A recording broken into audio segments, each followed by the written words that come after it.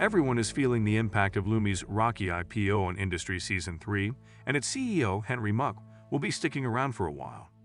Whether or not Lumi fails, Henry's formed an interest in Yasmin, blurring the line between their professional and personal relationship. In tonight's episode of Industry, Peerpoint heads to a climate conference where they meet investors and other important people in the space. Kit Harington is no stranger to playing a character with the weight of the world on his shoulders, having spent 8 seasons navigating the treacherous Westeros terrain in Game of Thrones. But Sir Henry Muck's fancy title on HBO's high-octane finance drama Industry opens way more doors without the same branding issues as the bastard Jon Snow. Despite some catastrophic events during his company's splashy IPO launch, Sir Henry lives to see another day as the king of his green touch energy Lumi castle. Anyone who has attended a panel discussion knows that when the moderator opens the mic for questions from the audience, anything may happen. This scenario swiftly turns into a nightmare when former prodigy Harper uses Industry's Eric Toe's attendance at an international climate conference in Switzerland to disclose multiple business bombshells.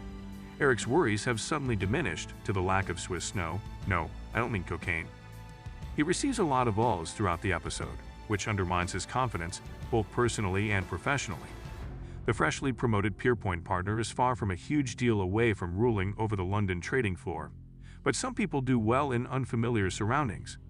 Although Eric considers himself to be a bit of a VIP, he is really just another panelist on this work trip.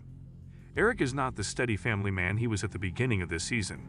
This unmooring, which includes getting intoxicated with Yasmin the night before the catastrophic Lumi IPO debut, may have been sparked by Harper's firing at the end of Season 2. Eric was never easily agitated when Harper was on his squad. Nowadays, he uses his puppy dog eyes to lecture people on midlife crisis 101 while Yasmin looks on indifferently. What looks like a pleasant cause to go aboard Sir Henry Muck's private plane to score some easy wins turns into one embarrassing encounter after another when he is requested at the last minute to appear on the Lumi panel. For instance, Eric's informal hookup with Yasmin's attorney Denise before departing for Switzerland goes badly when she calls him an old man and F-boy. His main takeaway from this argument is I don't like one though. Nothing, not even hearing that his promotion places him at the bottom of another ladder, can dampen Eric's excitement before the trip. What makes Lung so entertaining to watch is how convincingly he exudes DGAF energy before displaying moments of extreme insecurity in his body language and facial expressions. The climate conference should be a playground because of his selling instincts, which drive away doubt. The greatest number of powerful financial figures crammed into the shortest possible area.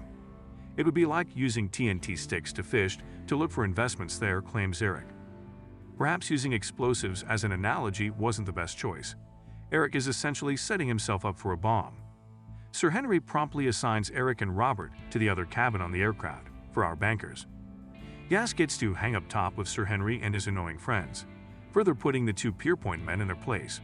When Eric orders a scotch on the plane, Robert and Yas give him the really look since it's early in the morning, so you know it must be extremely bad. Eric is out of rhythm with everyone he meets. Robert's lack of accommodation cannot be rectified by the completely booked hotel, and Eric's I'm a big deal card is meaningless in this situation. The I'm a man and I'm relentless pair highlights the extent of their shared struggles. Robert appears to be a winner, or at least not as much of a loser, in Eric's business. If nothing more, the banker gets an ego boost from Robert's sauna introduction to Peerpoint's analyst and energy sector taskmaker Frank, Joel Kim Booster, bearing all, I know who you are. We publish the directory images of all the sexiest and most attractive Peerpoint employees on WhatsApp. Robert feels pleased about the Lumi stock, while Frank withholds his prediction about its volatility. Subsequently, when Eric and Robert watch the silent screen classic and Taylor Swift favored it, the episode title is named after this 1927 film, Eric remarks that at least Frank is a businessman and won't put the panel in danger by suggesting investors dump Lumi stock. But as the weather is also demonstrating, not everything is as it seems. Eric murmurs, shame about the snow, without aware that it is snowing at the moment. The fact that he missed the little sprinkle suggests that he is blind, as he will learn the next day when Harper unveils her new business plan and Lumi's continued decline into catastrophe. Petra characterizes Lumi stock as a disease-ridden dog, a widely held belief that contrasts with Peerpoint's presentation of the company at the panel. Eric is laid back and endearing when he performs, but this is hardly a defense against what is happening through smartphone notifications. Frank of Peerpoint has released his stock recommendation for Lumi, advising investors to hold the company, effectively instructing them to sell. The first question from the audience asks if we're talking about a panel or a funeral. But in light of Harper's mic drop, this is a softball. With a casual announcement, Harper calls Eric a random salesman from an American investment bank and goes on to discuss her new fund with Petra. Sorry. With a little spare time, Harper informs the stunned panel that Frank has published a hold on Lumi. Further twisting the knife, Harper concedes that it is more fitting for a funeral. Eric makes an effort to save it, but Lumi is a sick puppy with no treatment, regardless of what he says. Eric being told over the phone that what happens after the panel is an executive matter that is above his pay grade. You may then pardon him for turning to a costly night of sex for comfort, which ended up costing $20,000 because of the extras. He beseeches, "Do I like a young man?" Much though Eric is a hot, insecure mess, the exchange that follows is much more humiliating. Yas wants Peerpoint to be their broker, so she set up a breakfast meeting with Petra and Harper. Although Eric has demonstrated that he can function well under duress, he is unable to look Harper in the eye until she essentially stipulates as much in their contract. Eric's face is practically glistening, as Harper notes, adding to the humiliation of the exercise. Bloom takes advantage of this opportunity to shine, as going without a shower and dressing in the glitter from the previous night is hardly a sign of being put together.